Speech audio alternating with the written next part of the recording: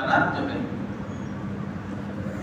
برات کے معنی میں بری ہو جانا، جیسے مقدمے میں جیل سے چھوٹ جاتے ہیں، عدالت میں بچ کے نکلتے، اس کو برات کہتے ہیں۔ تو یہ رات جو لوگ گناہوں کی وجہ سے عذاب میں مبتلا ہونے والے تھے، دوزخ میں جانے والے ہیں، ان کے چھٹ کے نکلنے کی رات ہے، شب برات مغفرت کی رات ہے اور روزے کی بھی رات ہے۔ تو یہ رمضان سے اللہ پہلے اس کو رکھتی ہے اللہ تعالیٰ، اس لیے کہ رمضان کیا ہے، وہ شاہی جشن کا زمانہ ہے۔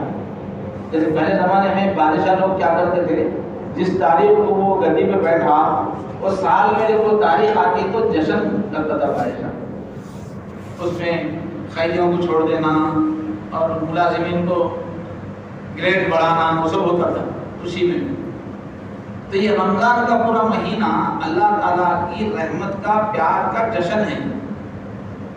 اس میں گناہگاروں کو معاف کر دیتے ہیں، دوزخیوں کو چھٹکارا دے دیتے ہیں، لوگوں کے درجے بڑھاتے ہیں، جن کو اللہ پسند کرتے ہیں ان کو رحمتیں دیتے ہیں، روزی بڑھاتے ہیں۔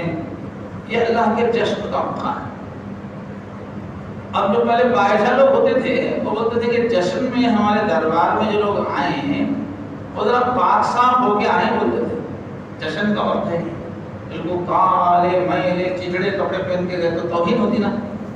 بادشاہوں کے پاس تو دربار کا بڑا ادب ہوتا تھا، ذرا کنڈی سیدھی نہیں ہے تو مار کے نکال دیتے تھے، بس سزا ہو جاتی تھی، ادب ہوتا تھا اس کا۔ تو جشن میں بادشاہ لوگ کہتے تھے کہ بھائی پاک صاف ہو کے آؤ، صاف ستھرے کے ہو کے آؤ۔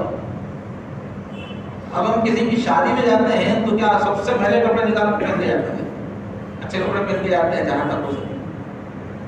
تو رمضان جو خوب جنتیں بانٹنے کا وقت ہے، اللہ کا پیار برسنے کا وقت ہے، وہ شروع ہونے سے پہلے اللہ تعالیٰ نے یہ رات رکھ دی کہ میرے بندو، سال بھر کا جو محل ہے، کچیل ہے، جو گندگی ہے، جو کالی لگ گئی، گناہ سے جو نحوست ہو گئی، تمہاری روح گندی ہو گئی، یہ رات میں دھو لو، اکثر ہو جاؤ۔ پھر میرے پاس جب رمضان شروع ہو تو آتے ہی میری رحمتیں تم کو ملنے والی۔ تو یہ کوئی حدیث نہیں، میں مفہوم بتا رہا ہوں، بات بتا رہا ہوں، اس کے مسئلے حکمت بتا رہا ہوں۔ جیسے جنت میں داخل ہونا ہے تو جنت میں اندر جانے سے پہلے ہی 2 نہریں ہیں، وہاں پر 2 ندیاں ہیں۔ اب جو دوزخ میں اپنے گناہوں کے حساب سے جل بھن کے اس کو لائیں گے فرشتے، بالکل گوشت کا جلا ہوا تکا رہے گا، وہ بالکل بدبودار، صورت بہت جلی ہوئی، بہت پلیت ہوگا۔ اب اس کو وہ نہر میں جیسے ہی فرشتے ڈالیں گے، ڈبکی دیں گے تو خوبصورت حسین انسان اس میں سے نکل جائے گا، گوشت کے ٹکڑے میں سے خوبصورت ہو جائے گا۔ پھر دوسری نہر میں ڈالیں گے تو بال ایسے سیٹ ہو جائیں گے کہ پھر کبھی بھی وہ کنگھی کی ضرورت نہیں پڑے گی، تازہ ہو جائے گا۔ تو اندر جنت میں کالے پیلے میلے کے واسطے جنت تو نہیں ہے نا، جنت تو بہت پاکیزہ جگہ ہے، تو باہر ہی صفائی کا انتظام ہے، تازہ کرنے کا سسٹم باہر ہی ہے، پورا میک اپ وک اپ باہر کر لے کے اندر دعوت میں جانا۔ تو ایسے اللہ تعالیٰ رمضان کی جو جنت شروع ہونے والی ہے اس سے پہلے ہی کیا کرے، یہیں ذرا ٹھیک ہو جاؤ، کپڑے بدل لو، صورت صحیح کر لو، تھوڑا میک اپ کر لو، پاک صاف ہو جاؤ۔ میری پیار کی محفل میں آنا، پہلی دن سے میں تم پہ پھر رحمتیں برساؤں۔ کہ رمضان جو آ رہا ہمارے لیے زندگی میں بہت قیمتی چیز ہے، مسلمان کے واسطے کروڑوں روپے مل جانا چھوٹی چیز ہے، ایک رمضان مل جانا بڑی چیز ہے، بہت بڑی نعمت ہے۔ اس لیے کہ مومن جیتا ہے کس لیے، جنت میں جانے کے لیے جیتا ہے، پوری اس کی محنت ہے جنت میں۔ جنت میں کیوں جانا ہے؟ حورے ملتے بول کے اچھے 100 حورے رکھیں گے، 1000 حورے رکھیں گے، حور تو سائڈ میں ملتی، اصل تو جنت میں اللہ ملتے ہیں۔ اللہ کا دیدار جنت میں ہی ہوگا، رسول اللہ صلی اللہ علیہ وسلم کی صحبتیں جنت میں ملیں گی، پورے نیکوں کے ساتھ رہنا پڑے گا، اپنے مالک کو دیکھیں گے، مالک سے بات سنیں گے، وہ ہے اصل خوشی۔ جب ہم کسی شادی میں جاتے ہیں تو اصل جا کے دلہے سے ملنا رہتا ہے نا، اب سائڈ میں تھوڑا کھانا بھی کھا لیتے ہیں، خالی کھانے کے واسطے جاتے ہیں، خالی کھانا کتنے جگہ نہیں ملتا، ہم نے کھانے کی بھکاری ہے کیا؟ دعوت شادی ہو رہی بھائی، دلہے سے ملنا ہے، ہمارے عزیز ہیں، خوشی میں جاتے ہیں۔ تو جنت میں ہم جاتے ہیں اللہ تعالیٰ کو پانے کے محبوب ہیں, ہمارے مقصود ہے, جن کا کھا کھا کے بڑے ہوئے, جن کو دیکھنے کی طلب میں جی رہے ہیں. تو اصل اللہ کے دیدار کے لیے جنت میں جانا ہے. اور پھر ہمیشہ خواہش ہے, کبھی کوئی غم نہیں, کبھی کوئی کام نہیں. جیسے بادشاہ اپنے پرنس کو پالتا نا, اللہ ویسا پالنے والے ہم جنت میں. کوئی کام کچھ بھی نہیں, صرف مزے کرنا, جو جی میں آیا وہ ہو جائے گا. تو وہ جنت میں جانا ہمارا مقصود ہے. اور وہ جنت رمضان میں بہت آسانی سے مل جائے. رمضان اللہ تعالیٰ اس کا گیٹ میں لگائے ہیں, اس کا گیٹ ہے. وہ رمضان مل گیا تو سمجھو جنت مل گئی. اتنا پکا ہے رمضان جنت دلانے میں. دوسرے اس سے پہلے فکر کیا ہے, دوزخ سے بچنے کی. اگر جنت کے قابل ہم نہیں بنے, نیک نہیں بنے, تو چھٹی ملنے والی نہیں ہے, پھر دوزخ ہے. ایسا نہیں ہے کہ تم اچھا کام نہیں کرے اس واسطے انعام نہیں ہے, اب جاؤ خاموش چلے جاؤ, ایسا نہیں ہے. کیوں نہیں کرے, اس پہ سزا ہے. پھر جہنم ہے. جہنم بہت ہی خطرناک, بہت عذاب والی جگہ ہے, بہت تکلیف والی جگہ ہے. تو پہلے مومن کو فکر ہوتی ہے صبح اٹھتے ہی شام, اللہ مجھے دوزخ سے بچا, اللہ مجھے دوزخ کا یقین ہونا چاہیے. حضور نے فرمایا ہر محفل میں جنت کو دوزخ کو یاد کرتے رہو. جہاں دو مسلمان ملے وہاں بات ہونا, اللہ ہم کو جنت دے, اللہ ہم کو دوزخ سے بچا.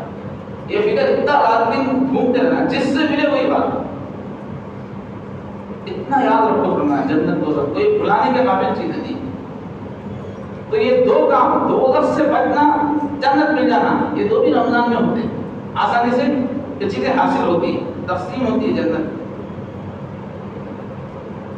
اس واسطے حضرت علی کہتے ہیں کہ اگر کسی مسلمان کو دوزخ میں بھیجنا ہوتا تو اللہ تعالیٰ رمضان ہی نہیں رکھتے تھے. وہ حضرت علی کہتے ہیں کہ یہ رمضان کسی کو مل گیا تو اتنا آسان ہے جنت میں جانا کہ یہ رمضان جس کو ملا وہ تو جائے گا ہی جنت میں.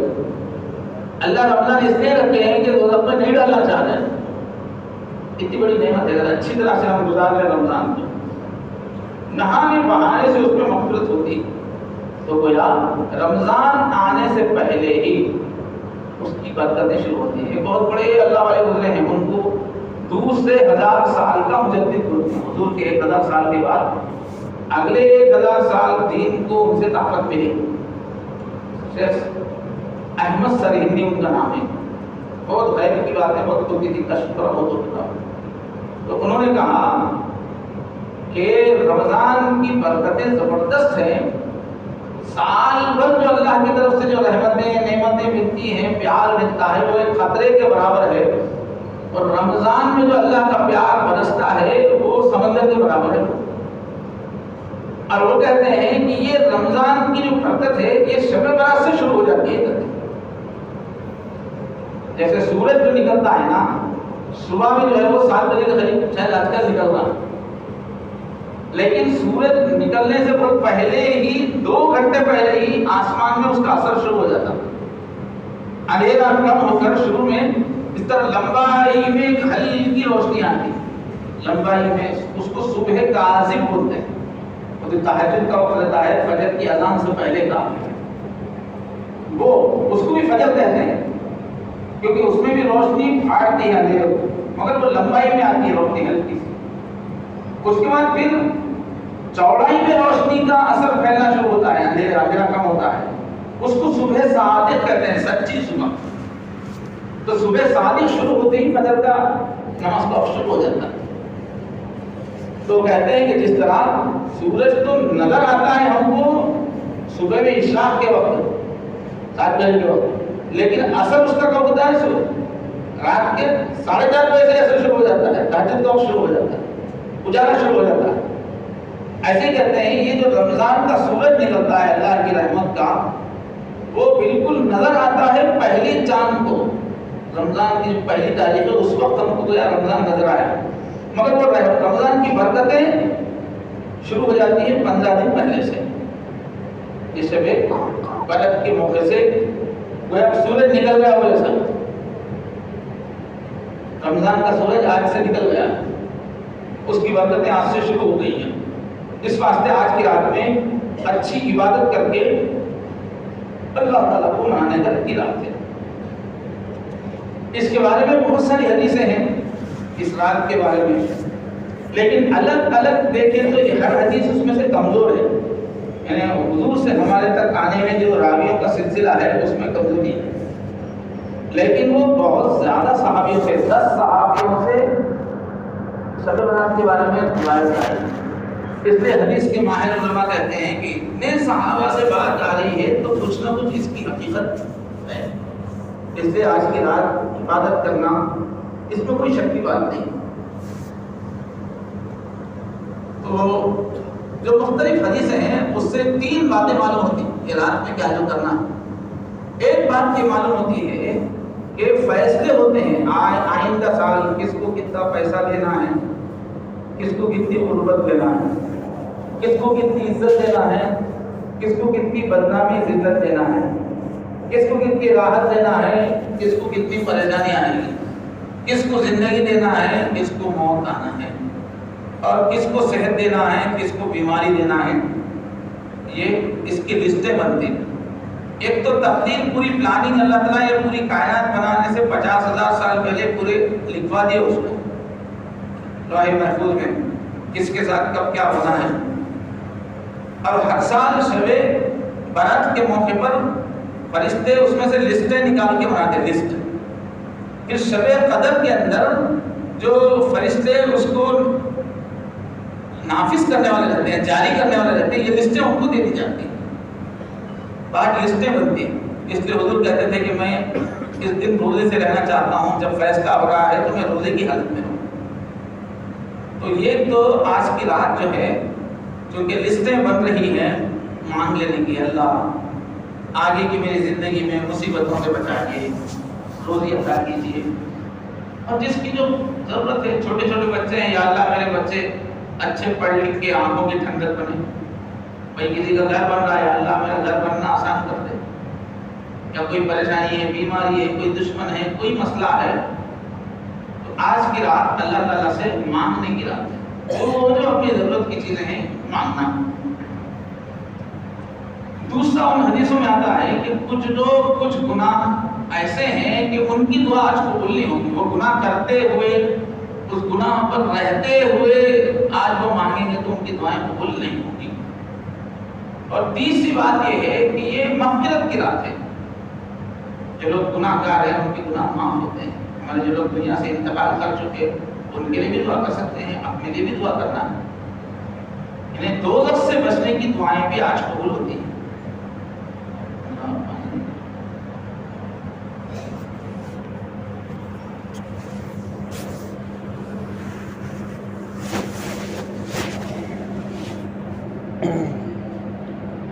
تو آج جو ہے مانگنے کی رات ہے، اللہ سے لینا۔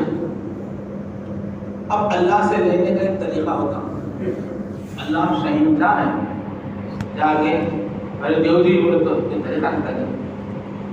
اللہ تعالیٰ کی بہت بڑی شان ہے، بڑا مرتبہ ہے، بڑی عزت ہے، اور ہم بالکل اللہ کے سامنے کیڑے مکوڑے کے برابر نہیں ہیں۔ جیسا بیٹا باپ کے سامنے جا کے ضد کرتا چاہے تو کمائے، بیٹا نہیں دے تو کس کو دیتے، ویسا ہم ضد نہیں کر سکتے۔ بیٹا ہوں تو نہیں دے کون دینا، تو یہ جو لاڑا ہے نا یہ اللہ کے سامنے نہیں کر سکتے، کیوں تو ہماری کوئی حیثیت ہی نہیں ان کے سامنے، زیرو ہے وہ ان کے سامنے۔ تو آج اللہ تعالیٰ سے لینا ہے، مگر لینے کا طریقہ کیا ہے وہ ذرا آج دعا تو کریں گے نا، خالی بیان سن کے چلے جائیں گے کیا؟ اکیلے میں دعائیں کیجیے، اللہ سے ذرا لو لگائیے۔ تو دعا کا طریقہ کیا ہے؟ اللہ سے کچھ مانگنا ہے، روزی مانگنا ہے، خوشحالی مانگنا ہے، کچھ بھی مانگنا ہے تو طریقہ کیا ہے؟ اللہ کے سامنے ایسے بولنا، یا اللہ بس آپ ایک ہی کرنے والے ہیں، ساری خوشیوں کے خزانے آپ ہی کے پاس ہیں، میرا یہ کام اللہ آپ سے ہی بن سکتا ہے اور کوئی نہیں بنا سکتا۔ تو سب سے امیدیں کاٹ کے صرف ایک اللہ ہی سے پوری امید رکھتے ہوئے مانگنا یہ ضروری ہے، یہ اللہ کو مانگنے کا ادب ہے کہ میرا کام کہیں نہیں بنے گا، بس آپ ہی کے پاس بنے گا، اب عاجزی کر رہا بندہ، معلوم ہے کہ یہیں سے کام ہوگا، پھر کہیں سے کام نہیں ہوگا، تو اب وہ گڑ گڑائے گا، پورا زور لگائے گا، محنتیں کرے گا، سماجتیں کرے گا، اللہ کی تعریف کرے گا، پہلے سے اللہ میرے کو کیا کیا دیے وہ یاد دلائے گا، اللہ تو سے معلوم ہے یہیں سے کام ہوگا، کہیں سے کام نہیں ہوگا، تب جا کے اس کی دعا باادب دعا ہوتی ہے۔ اب اگر دل میں کیا ہے، دل میں کیا ہے، آدمی کو اور بہت ساری چیزوں سے امیدیں ہیں، اس کو